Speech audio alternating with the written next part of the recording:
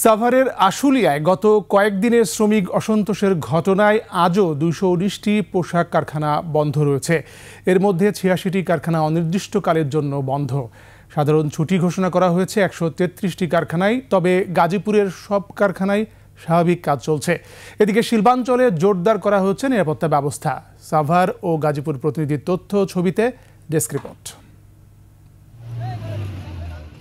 আশুলিয়ার পলাশবাড়িতে সকালে স্কাইলাইন গ্রুপের শ্রমিকরা কাজে যোগ না দিয়ে হাজিরা বোনাস ও টিফিন বিল সহ বিভিন্ন দাবিতে বিক্ষোভ শুরু করেন। দাবি আদায় না হলে আন্দোলন চালিয়ে যাওয়ার ঘোষণা দেয় তারা। শিল্পাঞ্চলের কোথাও এদিন সড়ক অবরোধ সহ কারখানায় হামলা বা ভাঙচুরের ঘটনা ঘটেনি। সাভার আশুলিয়ার অধিকাংশ কারখানায় সকালে কাজে যোগ দেয় শ্রমিকরা। তবে বেশ কিছু কারখানায় শ্রমিকরা প্রবেশের পর কর্মবিরতি ঘোষণা দিয়ে বের হয়ে যায়।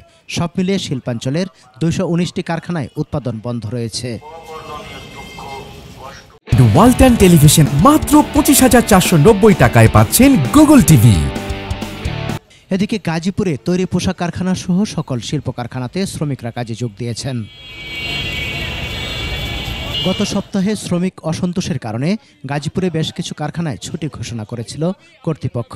বৃহস্পতিবার থেকে বিজিএম এর সিদ্ধান্ত অনুযায়ী ও সরকারের পক্ষ থেকে প্রয়োজনীয় নিরাপত্তার আশ্বাসে কারখানাগুলো চালু হয়।